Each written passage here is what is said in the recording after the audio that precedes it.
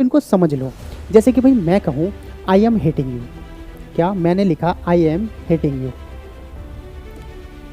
भाई सेंटेंस गलत हो जाएगा। क्यों गलत हो जाएगा? क्योंकि भाई हेट के साथ हम आईएनजी यूज नहीं करते।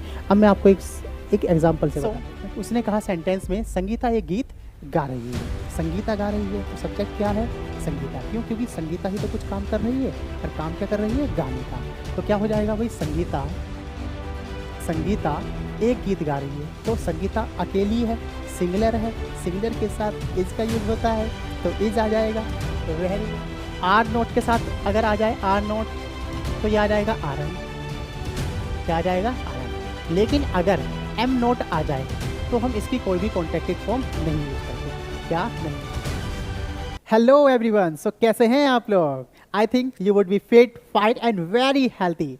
सो in this video we are going to learn about continuous tenses, and in continuous tense we will cover up only what? We will only cover up present tense, means present continuous.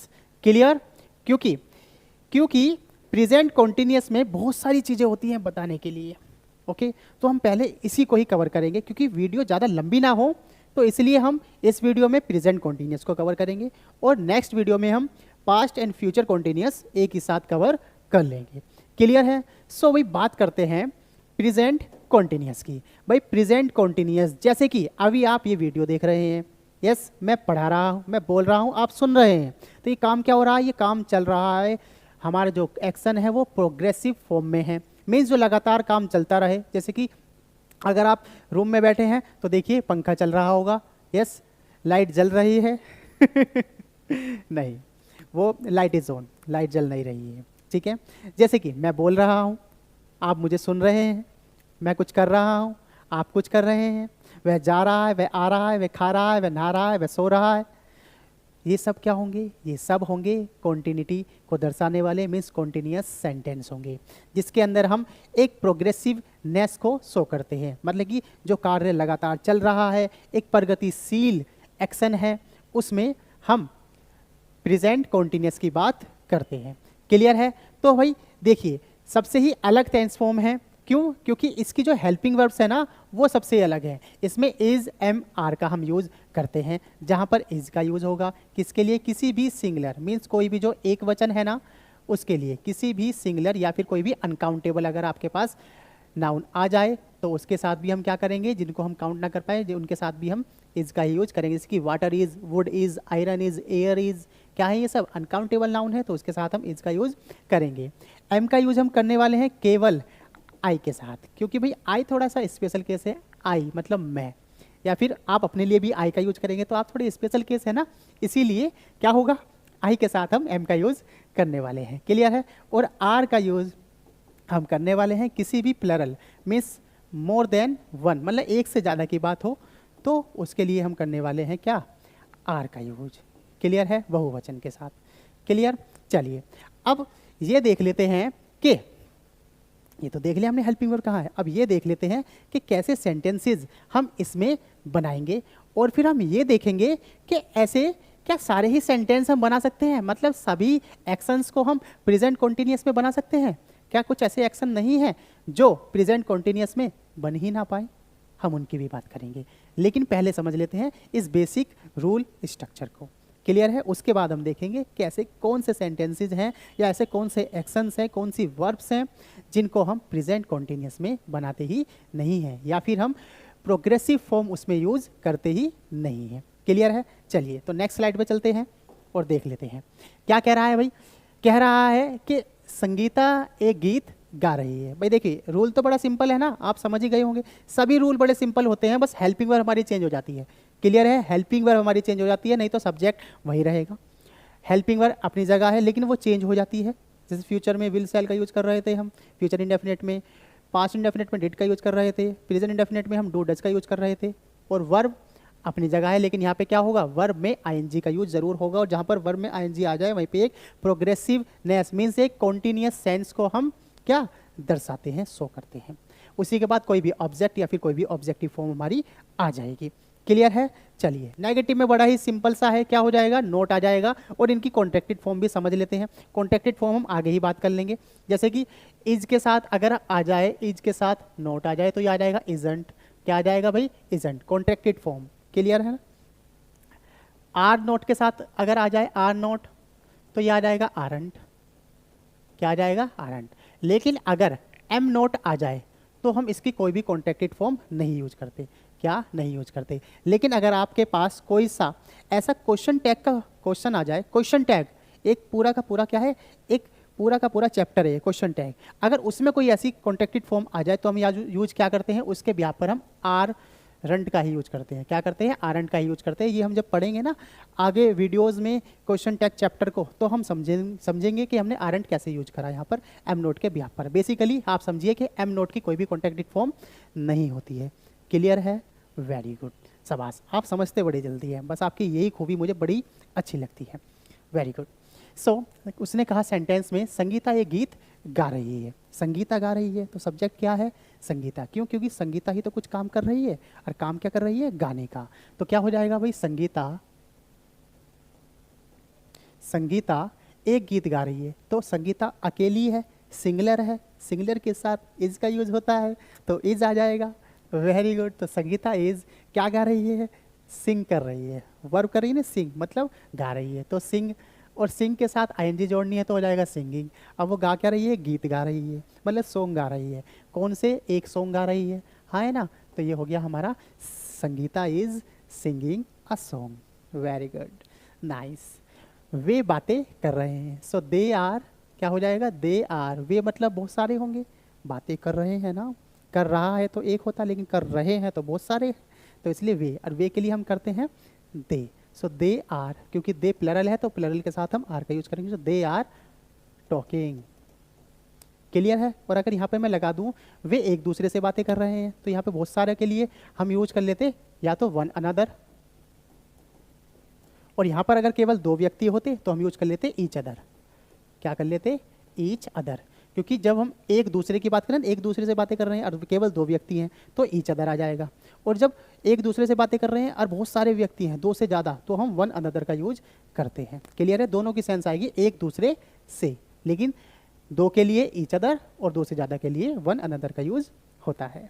Clear है, very good. बहुत सारी conditions बन जाती है ना, क्योंकि जैसे बातें करना, हाथ मिलाना, गिफ्ट एक दूसरे को देना, जैसे एक दूसरे के साथ घूमना, इस तरीके की बातें इनमें हम कंसिडर कर लेते हैं। क्लियर है। चलिए नेक्स्ट पे चलते हैं। नेक्स्ट कह रहा है हम अपना पाठ याद कर रहे हैं। यस, तो हम अपना पाठ याद कर रहे हैं। पाठ मतलब लेसन, याद करना मतलब लर्निंग मीन्स लर्न। तो क्या हो जाएगा, वी मीन्स वी,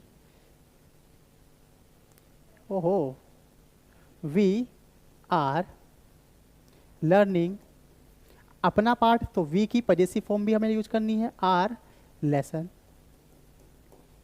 क्लियर है। चलिए आगे बात करते हैं। मीना रो रही है। क्या कर रही है, मीना रो रही है। सो मीना रो रही है मीन्स मीना इज क्राइंग। क्या हो जाएगा, मीना इज क्राइंग। भाई देखिए, रोने के लिए हम दो वर्ड यूज कर सकते हैं, मतलब दो वर्ब यूज कर सकते हैं। या तो मैं यहाँ पे वीपिंग भी कर सकता हूँ, और ये देखिए एक तो होता है ना रो, चिल्लाते चिल्लाते रोना, यस, चीख चीख के रोना, तो क्राइंग वाली सेंस हो गई। वैसे हम किराए का यूज़ हम चिल्लाने के लिए भी करते हैं, और वी बेसिकली रोता ही होता है, मीन्स रोना ही होता है। क्लियर। चलिए संगीता गीत गा रही है। तो ये क्या हो गया, संगीता एक गीत गा रही है और संगीता गीत गा रही है, दोनों बात सेम ही है। क्लियर है। क्योंकि हम यहाँ पर भी सॉन्ग से पहले ए का यूज करेंगे, यहाँ पर भी सॉन्ग से पहले ए का यूज करेंगे, तो सेम ये जो सेंटेंस है ना, सेम ही सेंटेंस ये भी है। क्लियर है। तो इसको और इसको हम एक ही कहेंगे, यही सेंटेंस हो जाएगा। क्लियर है। चलिए अब हम देख लेते हैं इसके नेगेटिव पार्ट्स। नेगेटिव पार्ट्स क्या कह रहा है, नेगेटिव पार्ट्स में सेम हम कुछ नहीं करने वाले, बस हमें क्या करना है, हेल्पिंग वर्ब के बाद नोट का यूज कर लेना है। क्लियर है। हेल्पिंग वर्ब के बाद नोट का यूज करेंगे और हमारे सिंपली सेंटेंस बन जाए। जैसे कि देखो भाई, अगर मैं इन सेंटेंसेज में भी नेगेटिव करना चाहूँ तो मैं इसके बाद नोट लगा दूँ, आर के बाद लगा दूँ, आर के बाद लगा दूँ, इसके बाद लगा दूँ। क्लियर है। लेकिन हम यहाँ पे ये सेंटेंस बना ही लेते हैं भाई। ये सेंटेंस है हमारे, मैं जा नहीं रहा हूँ। सो मैं कौन हूँ, आई के साथ करते हैं एम का यूज़, जाने के लिए गोइंग। लेकिन हम उससे पहले नेगेटिव भी बनाएंगे क्योंकि हमारा क्या है, नेगेटिव सेंटेंस है, इसलिए चलो भाई। तो आई एम नॉट गोइंग हो जाएगा, ये क्या हो जाएगा, आई एम नॉट गोइंग। क्लियर है। नेक्स्ट कह रहा है तुम पढ़ नहीं रहे हो, सो तुम के लिए यू, सो यू के साथ आर, यू आर नॉट, या फिर मैं यहाँ पे यूज कर लूँ यू आरंट, क्या हो जाएगा, यू आरंट। पढ़ना मीन्स स्टडिंग। क्लियर है। या फिर रीडिंग का यूज भी यहाँ पर मैं कर सकता हूँ। क्लियर। चलिए, यू आर नॉट स्टडिंग या यू आर नॉट रीडिंग। चलिए, वे सो नहीं रहे हैं, so they are not sleeping. Clear. कितने प्यार से बना दिया हमने सेंटेंस। मैं आपको तंग नहीं कर रहा हूं, सो मैं आपको तंग नहीं कर रहा हूं, so I am not teasing you या ओप्रेसिंग यू, क्या हो जाएगा, टीजिंग या ओप्रेसिंग में कर सकता हूं। क्लियर है ना। ओप्रेसिंग यू या डिस्टर्बिंग यू भी कर सकता हूं मैं, डिस्टर्बिंग यू। बहुत सारी वर्ब्स होती हैं सेम मीनिंग की, तो हम उनको एक दूसरे के प्लेस पर कर सकते हैं एज ए सब्सटीट्यूशन। क्लियर है। चलिए, अब नेक्स्ट सेंटेंस है हमारा, वे तालाब में तैर नहीं रहे हैं। सो वे आ गया, मीन्स दे आ गया, सो दे आर नॉट। भाई तैरना क्या है, स्विमिंग, तो स्विमिंग इन पॉन्ड, क्या हो जाएगा, इन पॉन्ड। तालाब क्या होता है, पॉन्ड होता है। क्लियर है। अब मेरे ख्याल से तो आपको ये सारे के सारे सेंटेंस बिल्कुल क्लियर हो गए होंगे। अब हम अगली स्लाइड पे ये देख लेते हैं कि भाई हम कौन कौन से ऐसी वर्ब्स फॉर्म है या ऐसे कौन से एक्शन है जो हम कॉन्टिन्यूस फॉर्म में नहीं तब्दील करते, मतलब कि नहीं उनको बनाते हैं। क्लियर है। लेकिन सवाल ये उठता है कि अगर हम उनको नहीं बनाते कॉन्टिन्यूस फॉर्म में तो भैया उनको बनाएंगे कैसे। तो भाई देखिए, हमने प्रेजेंट कॉन्टिन्यूस से पहले पढ़ा था प्रेजेंट इंडेफिनिट। तो जो चीज़ें प्रेजेंट कॉन्टिन्यूस में नहीं बन सकती वही कहाँ पर आएंगी, वही आ जाएंगी प्रेजेंट इंडेफिनिट में। कैसे आएंगी उसको समझ लेते हैं अगली स्लाइड पे। क्लियर। चलिए, सो हमारी अगली स्लाइड कह रही है कि भाई यहाँ पे हम सारे के सारे नॉन प्रोग्रेसिव वर्ब्स मीन्स जो कि स्टेटिव वर्ब होती हैं, जो बदलती नहीं है, जिनमें आईएनजी फॉर्म नहीं आता। क्लियर है। जो कि हाँ, फर्स्ट सेकंड थर्ड फॉर्म तो उनकी होंगी, बदल जाएंगी, लेकिन उनमें प्रोग्रेस नहीं होगी, मतलब कि आईएनजी हम नहीं जोड़ेंगे। क्लियर है। जैसे कि भाई हमारी कुछ फीलिंग, जो हमारी फीलिंग्स को एक्सप्रेस करे या स्टेट ऑफ माइंड को एक्सप्रेस करे, कुछ परसेप्शंस को एक्सप्रेस करे, कुछ पोजेशंस को एक्सप्रेस करे। यस, तो इस तरीके की वर्ब्स जो होंगी हमारी, वो क्या होंगी, वो होंगी नॉन प्रोग्रेसिव वर्ब्स, जिनमें हम आईएनजी का यूज़ नहीं करते या फिर प्रेजेंट कॉन्टिन्यूस टेंस में यूज़ नहीं करते। क्लियर है। ओके। सो जैसे भाई हेट हो गया, लाइक हो गया, लव हो गया, डिज़ायर हो गया, बिलीव हो गया, वांट हो गया या विश हो गया। क्लियर। इस तरीके की वर्ब हो गई। अब देख लो, इनको समझ लो। जैसे कि भाई मैं कहूँ आई एम हेटिंग यू, क्या मैंने लिखा आई एम हेटिंग यू, भाई सेंटेंस गलत हो जाएगा। क्यों गलत हो जाएगा, क्योंकि भाई हेट के साथ हम आईएनजी यूज नहीं करते। अब मैं आपको एक एग्जांपल से बताता हूँ। मैं आपसे सीधा सीधा बोलता हूँ आई एम हेटिंग यू, मतलब कि मैं आपसे नफरत कर रहा हूँ। मैं आपसे नफरत कर रहा हूँ, ये तो कोई भाव नहीं हुआ। अगर मैं इस सेंटेंस को बोलूँ मैं आपसे नफरत करता हूँ, तो हाँ भाई सेंटेंस के अंदर जान आ गई, थोड़ा सा भाव आ गया और लग रहा है कि हाँ कुछ कहा उसने। तो एक वाक्य का सही शुद्ध रूप क्या होगा, उसके टेंस फॉर्म को देखते हुए होगा। क्लियर है। क्योंकि जो हेटिंग है ना, अपने आप में इनकरेक्ट फॉर्म हो जाएगी। अब हम बोलते ही नहीं है मैं आपसे नफरत कर रहा हूँ, नफरत कर रहा हूँ, ये कौन सी सेंस हो गई। मैं आपसे नफरत करता हूँ तो सही है। क्लियर। तो इसलिए आप खुद ही समझ जाएंगे वो वर्ब्स जो कि आपको बोलने में ही बहुत ज़्यादा अटपटा लगे, that shouldn't suitable on your tongue, so क्या होगा, वही हो जाएंगी ऐसी वर्ब जो कि नॉन प्रोग्रेसिव वर्ब्स हो जाएंगी। क्लियर है। अगर मैं सेंटेंस को लिख दूं आई हेट यू सिंपली, तो ये हो जाएगा हमारा प्रेजेंट इंडेफिनिट में, प्रेजेंट इंडेफिनिट में। क्लियर है। क्योंकि हम प्रेजेंट कॉन्टिन्यूस में इसको नहीं बनाएंगे, तो हम किस में बनाएंगे, प्रेजेंट इंडेफिनिट में बनाएंगे। और जितनी भी वर्ब्स हैं ना, ये सभी की सभी वर्ब्स क्या हैं, नॉन प्रोग्रेसिव है। इनके साथ हम कॉन्टिन्यूस सेंटेंस नहीं बनाते और इन्हीं के साथ हम प्रेजेंट इंडेफिनिट में बना सकते हैं। जैसे कि मैं कहता हूँ कि आई लव यू, मैं आपसे प्यार करता हूँ, ये सही है। लेकिन अगर मैं कहूँ आई एम लविंग यू, मैं आपको प्यार कर रहा हूँ, तो ये क्या है, सेंटेंस उस भाव से नहीं आएगा। क्लियर है? या आई एम लाइकिंग यू, मैं आपको पसंद कर रहा हूँ, नहीं, गलत। लेकिन मैं बोलूँ मैं आपको पसंद करता हूँ, तो क्या है? सही है। क्लियर है? तो सेंटेंस का अगर हम उसका सही मीनिंग हिंदी में भी निकाल लेना, जो हमारी शुद्ध भाषा है, उसमें भी अगर हम उसको ट्रांसलेट कर दें सही तरीके से, तो हम इंग्लिश को बहुत अच्छे से समझ सकते हैं। क्लियर? और देखिए, हम इन्हीं बारीकी पे अगर हम काम करें ना, तो इंग्लिश में जो बहुत सारी हमें झंझटें आती हैं, बहुत ज़्यादा उलझनें हमारे लिए पैदा हो जाती हैं, वो सब हमारे साथ हम उसको बिल्कुल ईजिली क्या कर लेंगे? ईजिली टैकल कर लेंगे, उनको सोल्व कर लेंगे, रिजोल्व कर लेंगे। क्लियर है? तो हमें ना आराम से चीज़ों को समझते हुए पढ़ना है। क्यों? क्योंकि भाई इंग्लिश अपने आप में है तो एक लैंग्वेज ही, वो किसी ने ये थोड़ी ना कहा है कि हमें उसे एक सब्जेक्ट की तरह पढ़ो, नहीं, हमें सब्जेक्ट की तरह नहीं, हमें उसको लैंग्वेज की तरह पढ़ना है।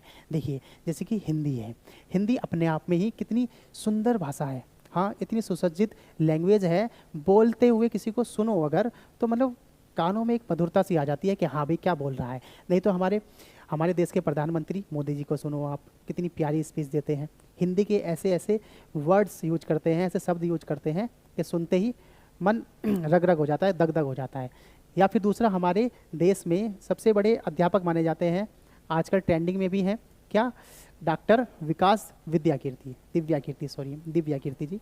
सो उनको आप सुनो, हिंदी के इतने अच्छे वक्ता हैं, आप उन्हें सुनेंगे तो आपको लगेगा ही नहीं कि आप किसी और दूसरी लैंग्वेज को प्रेफर करेंगे। लेकिन हम पहले इन चीज़ों से गुजरे तो सही, अपनी लैंग्वेज को समझे तो सही। क्लियर? तो इंग्लिश को भी हमें ऐसे ही पढ़ना है, एक लैंग्वेज समझते हुए पढ़ना है, क्योंकि इसके भी हर एक वर्ड का ही अपनी खूबसूरती है, अपनी डेफिनेशन है। क्लियर? जैसे कि डेफिनेशन के ऊपर मैं आपको छोटी सी बात बताता हूँ। जैसे कि हम देखें, जैसे आप देखने के लिए कितने सारे वर्ड्स यूज करते हैं। आप देखने के लिए लुक का यूज़ भी करते हैं, देखने के लिए सी का यूज़ भी करते हैं, देखने के लिए वॉच का यूज़ भी करते हैं, देखने के लिए ग्लैंस का यूज़ भी करते हैं, देखने के लिए आप ग्लिम्स का यूज़ भी करते हैं। क्या? ग्लिम्स।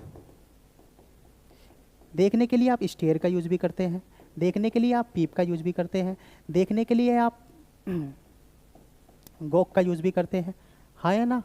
तो ये सब वर्ड्स क्या हैं? देखने के लिए है। या देखने के लिए आप बी होल्ड का यूज़ भी करते हैं, यस और नो? लेकिन इन सभी वर्ड्स को देखने के लिए तो यूज करते हैं, लेकिन यहाँ पर देखने की अलग अलग सेंस पे यूज करते हैं। इसीलिए तो कहा है कि हर एक वर्ड की अलग मीनिंग, अलग डेफिनेशन, अलग यूज है। जैसे कि भाई हमें ध्यान से देखना हो तो लुक करेंगे, ऐसे ही अगर हमें कैजुअली देखना हो तो सी का यूज करेंगे। किसी दृश्य है, कोई मूवी, कोई वॉच कर रहे हैं तो वॉच का यूज करते हैं, यस। ग्लैंस एक नज़र, ग्लिम्स एक नज़र, हाँ।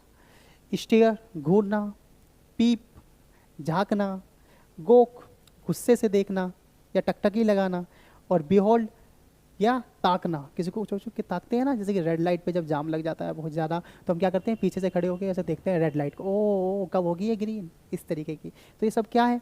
सो हर एक वर्ड की अपनी अलग क्या है? सेंस है, यस, उसकी डेफिनेशन है। तो इस तरीके से अगर हम पढ़ें उसको तो क्या होगा?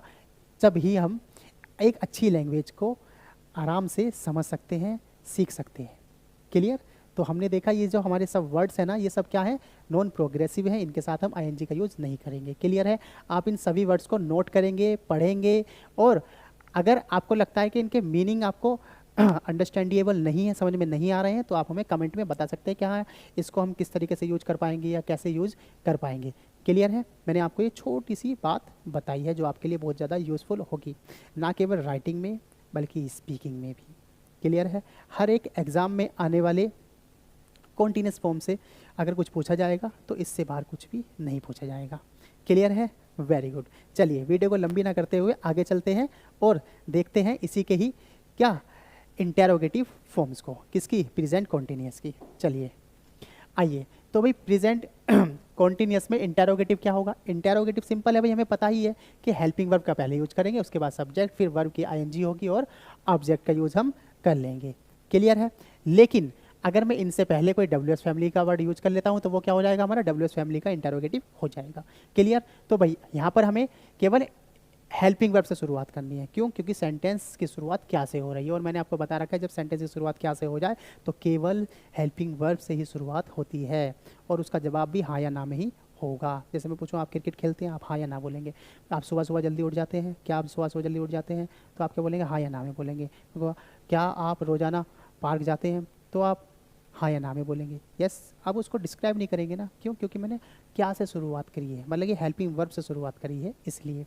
चलिए आ जाते हैं, क्या तुम क्रिकेट खेल रहे हो। सो क्या तुम, यू आ गया, यू, तो यू के लिए हम आर यूज करते हैं, तो are you playing cricket, yes और नो, वेरी गुड। आगे चलते हैं, क्या वह परीक्षा दे रहा है।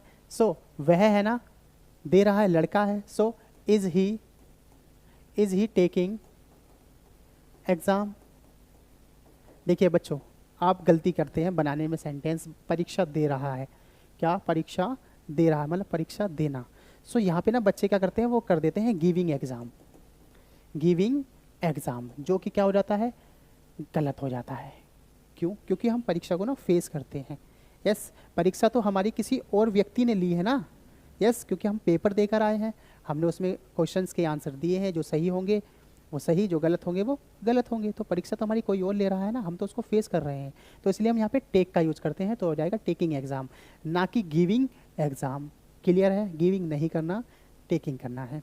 क्लियर? चलिए, क्या वह गाना गा रही है। सो वह गा रही है, तो लड़की है कोई, लड़की के लिए शी यूज करते हैं, और सी के साथ आ जाएगा इज।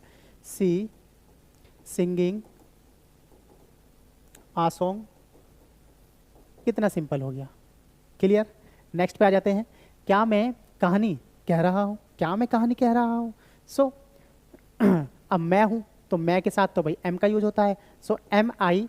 और एक बात और, ये जो आई होता है ना, मैं वाला आई, देखो दो मैं हो सकते हैं, एक तो ये वाला जो मैं होगा, और एक होगा मे। ये तो इन एक प्रीपोजिशन की तरह हम यूज करेंगे, इसकी बात नहीं कर रहा मैं, बात कर रहा हूँ इसकी। इसको जब कभी हम लिखें ना इंग्लिश में आई, तो हम हमेशा कैपिटल लेटर का यूज करते हैं। बच्चे क्या कर लेते हैं, इसको आई ऐसे भी लिख देते हैं, जो कि ये गलत हो जाता है। आई हमेशा कैपिटल लेटर में ही लिखते हैं। क्लियर है? हाँ या ना? वेरी गुड, बहुत जल्दी समझ जाते हैं आप। चलिए, क्या मैं कहानी कह रहा हूँ। So am I telling, telling, अरे अरे अरे,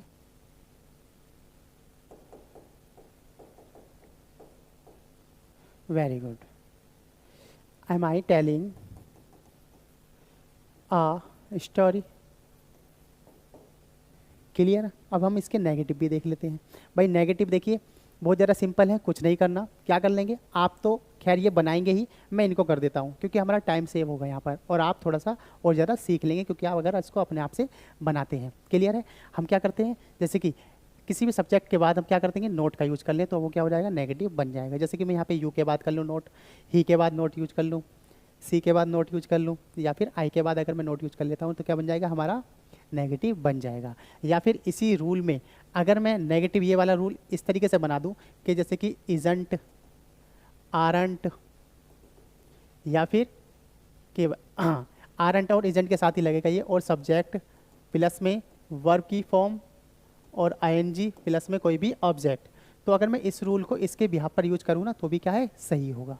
क्लियर है? लेकिन एम के साथ ये वाला रूल फॉलो नहीं होगा। क्लियर?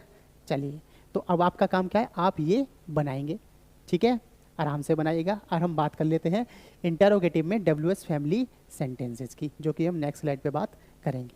चलिए आइए, तो भाई इंटरोगेटिव में डब्ल्यूएस फैमिली वर्ड्स की बात कर लेते हैं। डब्ल्यूएस फैमिली वर्ड्स भाई हमें पता ही है, जैसे कि अगर हमारे सेंटेंस के अंदर वोट आ जाए, वाई आ जाए, वेयर आ जाए, हु आ जाए, हुम आ जाए, वैन आ जाए, विच आ जाए, या हुज आ जाए, या फिर हाउ आ जाए, तो ये वर्ड्स क्या हैं, ये वर्ड्स हैं हमारे डब्ल्यूएस फैमिली वर्ड्स। ये हमने पहले भी पढ़ रखे हैं, हमने इंडेफिनिट फॉर्म करी थी उसमें भी, और उनके हमने मीनिंग भी जाने थे प्रेजेंट इंडेफिनिट वाली वीडियो में, और पास्ट इंडेफिनिट वाली वीडियो, सभी वीडियोस में हमने मीनिंग भी जाने थे। तो मीनिंग जानने की ज़रूरत नहीं है क्योंकि आपको पता ही होगी। क्यों? क्योंकि अगर आप हमारी वीडियोस देख रहे हैं तो आप वो सारी चीज़ें जानते हैं। हम ज़्यादा टाइम वेस्ट नहीं करेंगे और देखेंगे डब्ल्यूएस फैमिली के इंटरोगेटिव सेंटेंस को। चलिए, कह रहा है तुम क्या कर रहे हो। देखो, क्या वहाँ पर भी आ रहा था और क्या यहाँ पर भी आ रहा है। क्या यहाँ पर भी आ रहा है लेकिन ये स्टार्टिंग में है, और क्या यहाँ पर भी आ रहा है लेकिन ये किसके स्टार्टिंग में नहीं है, किसी वर्ड के बाद है। किसी शब्द के बाद है, तो ये जो क्या है ना, वो ये वाला वोट है। क्लियर। और जो वो वाला क्या था इससे पहले वाला, वो था केवल हेल्पिंग वर्ब से पूछे जाने वाला क्वेश्चन फॉर्म। क्लियर है? मेरे ख्याल से आप समझ जाते हैं। Yes, very good. चलिए, क्या होगा? क्या तुम तुम क्या कर रहे हो। तुम क्या कर रहे हो। सबसे पहले WH फैमिली का वर्ड याद आएगा वोट। उसके बाद इज एम आर में से एक। अब हम देखेंगे हमारा सब्जेक्ट क्या है। सब्जेक्ट क्या है? तुम है, तो तुम के लिए हम आर का यूज करते हैं, तो आर आ जाएगा। फिर सब्जेक्ट आ जाएगा तुम, मतलब यू। तुम क्या कर रहे हो। व्हाट आर यू डूइंग, तुम क्या कर रहे हो, and question mark. Clear, very good. तुम क्या सोच रहे हो। सिंपल हो जाएगा, what are you thinking, what are you thinking. Yes और नो, वेरी गुड। कितना सिंपल हो गया सेंटेंस। नेक्स्ट पर आ जाओ। तुम क्यों बहस कर रहे हो। Why are you arguing. Yes, why are you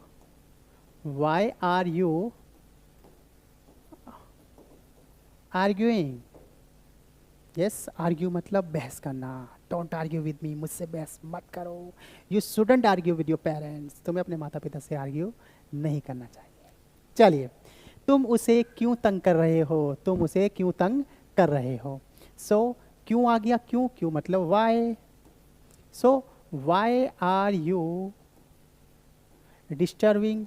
क्या डिस्टर्बिंग। भाई उसे है ना, कोई लड़का या लड़की ही होगी, क्योंकि एक है तो हम यहाँ पे हिम का यूज कर लेते हैं। अगर लड़की होती तो हम हर का यूज कर लेते। क्लियर है, वेरी गुड। चलिए, अब तुम क्या करने जा रहे हो। अब तुम क्या करने जा रहे हो। What are you going to do now. Clear है, वेरी गुड। अब भाई हमारे बचते हैं नेगेटिव पार्ट्स, WH फैमिली के नेगेटिव पार्ट्स। तो उसमें क्या है वो भी देख लेते हैं। तुम उसे अंदर क्यों नहीं जाने दे रहे हो। Why are you not letting him inside. क्या हो जाएगा, why are you not letting him inside. देख लेते हैं। भाई देखो, तुम उसे अंदर क्यों नहीं आने दे रही हो। क्यों मतलब वाई। ये हो जाएगा वाई आर यू नॉट। भाई अंदर ना आने देना क्या हो जाएगा, लेट का मतलब उसको परमिशन नहीं दे रहे, और लेट का यूज हम परमिशन के लिए ही करते हैं। लेटिंग हिम इनसाइड। तो आइए अब इसके लास्ट सेंटेंस की बात कर लेते हैं। उसने कहा है तुम क्यों वहां जाने की जिद कर रही हो। भाई देखिए, सेंटेंस नेगेटिव नहीं पॉजिटिव है, लेकिन इसको हम बना देंगे। थोड़े से डिफिकल्ट लगते हैं बच्चों को बनाने सेंटेंस, लेकिन हम इसको बड़े ही प्यार से बनाएंगे। उसने कहा तुम क्यों वहां जाने की जिद कर रही हो। तुम क्यों मतलब वाई। क्या आ जाएगा, वाई। अब वाई के साथ यू है, तो यू मीन्स आर फॉलो की जाएगी helping verb. Why are you. अब देखिए भाई, जिद करना मतलब किसी चीज को इंसिस्ट करना। Why are you insisting. हाँ है ना। अब कहीं जाने की, तो इंसिस्टिंग फॉर गोइंग देयर। क्या आ जाएगा, for going there and question mark. Clear है, कितने प्यार से हमने ये सेंटेंस बना दिया। अब भाई देखिए, ये सारे सेंटेंस हुए, पिछले सेंटेंसेस भी हुए। क्लियर, हमने इसको समझा कि कौन कौन से वर्ब्स जो केवल नॉन प्रोग्रेसिव होंगी, प्रोग्रेसिव नहीं हो सकती, मतलब ING का यूज इन वर्ब्स के साथ हम नहीं करेंगे। यस और नो, जैसे कि डिजायर का डिजायरिंग नहीं होगा, लव का लविंग नहीं होगा, लाइक का लाइकिंग नहीं होगा, हेट का हेटिंग नहीं होगा। क्लियर, ऐसे ही हमने ये सारी चीज़ें पढ़ी। अब जैसे कि हमारी आदत है कि हम अपने व्यूवर्स, अपने लर्नर्स को या किसी भी लर्नर्स को बिना होमवर्क के भेजते नहीं हैं। तो आपकी ड्यूटी ये है कि आप इन सेंटेंसेस को पढ़ने के बाद, रूल को पढ़ने के बाद, आप ये कुछ सेंटेंसेस बनाएंगे अपने आप घर पर बैठकर। और किसी भी सेंटेंस में अगर आपको कोई परेशानी आती है, तो आपका काम ये है कि आप कमेंट बॉक्स में उसको लिखेंगे और हमें बताएंगे कि हमें ये समस्या आ रही है, कृपया हमें ये बता दीजिए। तो हम जल्दी से जल्दी कोशिश करेंगे कि हम आपको उसका रिप्लाई करें। क्लियर। और नेक्स्ट वीडियो में हम past continuous and future continuous दोनों की ही बात करेंगे। क्लियर। तो इस वीडियो में इतना ही, मिलते हैं अगली वीडियो में। Tata bye bye.